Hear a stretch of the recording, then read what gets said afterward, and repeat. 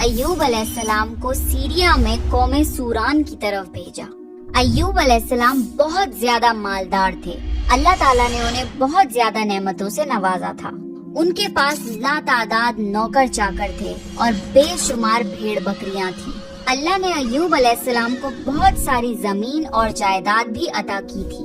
ایوب علیہ السلام کاروبار کرتے تھے۔ ان کا بزنس دور دور تک پھیلا ہوا تھا۔ اللہ نے ایوب علیہ السلام کو بہت ساری اولاد بھی عطا فرمائی تھی۔ ان کے 7 بیٹے اور 7 بیٹیاں تھیں۔ ایوب علیہ السلام خود بھی صحت مند اور بے حد طاقتور تھے۔ ظاہر ہے اتنے امیر اور جمیل انسان کے دوست بھی بہت ہوتے ہیں۔ ہر کوئی ایوب علیہ السلام سے دوستی رکھنا چاہتا تھا۔ اللہ نے ایوب علیہ السلام کو بے شمار نعمتوں سے نوازا تھا اور روئے زمین پر ایوب علیہ السلام نعمتوں سے مالا مال شخص تھے۔ پھر اللہ نے ایوب علیہ السلام کو آزمانا چاہا تاکہ بعد میں آنے والے لوگوں کے لیے ایوب علیہ السلام صبر کی مثال بن جائیں۔ پھر ایوب علیہ السلام پر آزمائش کا وقت شروع ہو گیا۔ ان کا سارا کاروبار بند ہو گیا اور سب مال ختم ہو گیا، یہاں تک کہ ایوب علیہ السلام فقیر ہو گئے۔ ایوب علیہ السلام کی زندگی ہی میں ان کی ساری اولاد مر گئی۔ اولاد کا کھو جانا بہت بڑا غم ہوتا ہے۔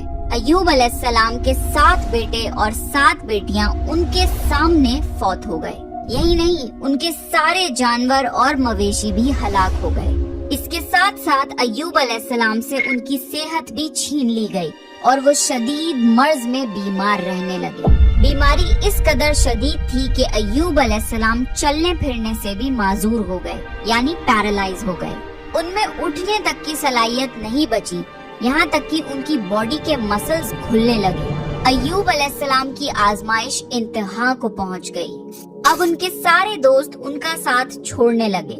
انہیں یہ خوف تھا کہ یہ کہیں پھیلنے والی بیماری نہ ہو اور ایوب علیہ السلام کی بیماری انہیں بھی نہ لگ جائے۔ اس طرح سب دوست اور رشتہ دار ایوب علیہ السلام کا ساتھ چھوڑ گئے۔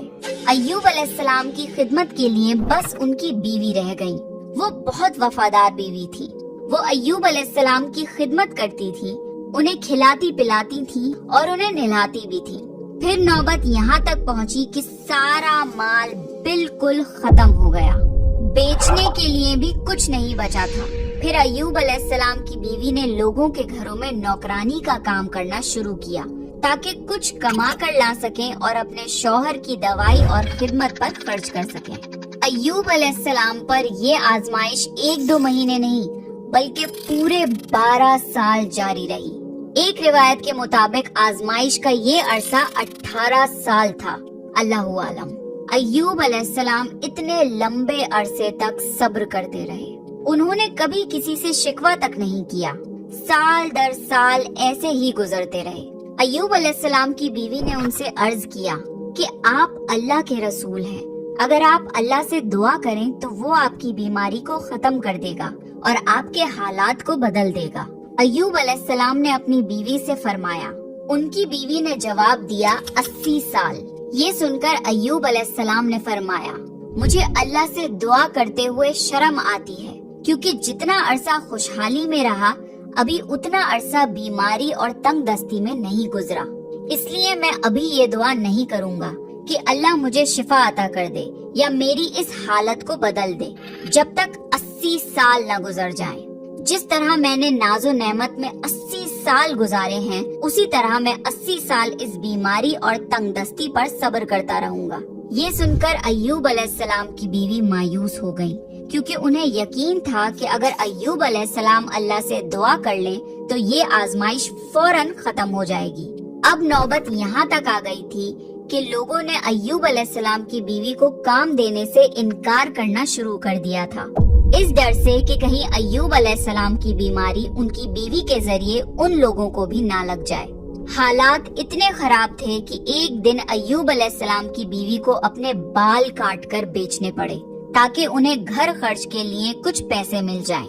یہ دیکھ کر ایوب علیہ السلام کو بہت زیادہ تکلیف ہوئی اور انہوں نے اللہ سے دعا کی، یا اللہ مجھے بیماری لگ گئی ہے اور تو رحم کرنے والوں سے زیادہ رحم کرنے والا ہے، مجھے آزمائش نے آ لیا ہے اور تو ارحم الراحمین ہے، میری حالت کو تو ہی بہتر جاننے والا ہے۔ अल्लाह ने अय्यूब अलैहिस्सलाम की दुआ को फौरन कबूल कर लिया और उनकी आजमाइश खत्म कर दी। पहले भी ऐसे कितने मौके आए थे कि आप दुआ करते तो फौरन कबूल हो जाती, मगर अय्यूब अलैहिस्सलाम ने अपनी आजमाइश पर सब्र किया। इसलिए सब्र की मिसाल जब भी दी जाती है तो सब्र अय्यूब का जिक्र होता है। अल्लाह ने अय्यूब अलैहिस्सलाम से फरमाया, अपना पैर जमीन पर मारो, ये नहाने और पीने के लिए ठंडा पानी है। जब अय्यूब अलैहिस्सलाम ने अपना पाँव जमीन पर मारा तो पानी का एक चश्मा जारी हो गया। जब उन्होंने उस पानी से गुस्ल किया तो उनके जिस्म के बाहर की बीमारी खत्म हो गई, और जब वो पानी पी लिया तो जिस्म के अंदर से बीमारी खत्म हो गई। अय्यूब अलैहिस्सलाम फिर से सेहतमंद हो गए जैसे पहले हुआ करते थे। जब उनकी बीवी वापस घर आई तो वो उन्हें बिल्कुल पहचान नहीं पाई। उनसे पूछने लगी, क्या आपने अल्लाह के नबी और मेरे खाविंद यानी मर्ज में मुब्तला शख्स को देखा है? अल्लाह की कसम, जब मेरे खाविंद सेहतमंद थे तो बिल्कुल आप जैसे थे। मैंने आपसे बढ़कर उनसे मिलता जुलता आदमी आज तक नहीं देखा। इस पर अय्यूब अलैहिस्सलाम बोले, क्या तुमने मुझे पहचाना नहीं? उन्होंने हैरान होकर पूछा, आप कौन हैं? तब वो बोले, मैं अय्यूब हूँ। तब वो बोली, सुभान अल्लाह, इसका मतलब है बीमारी खत्म हो गई। अल्लाह ताला का एहसान हो गया। अल्लाह ने अय्यूब अलैहिस्सलाम की बीवी को भी जवानी लौटा दी, क्योंकि उन्होंने भी अल्लाह की आजमाइश पर बेहतरीन सब्र किया था। इसके बाद अल्लाह ने उन्हें फिर से औलाद अता करी।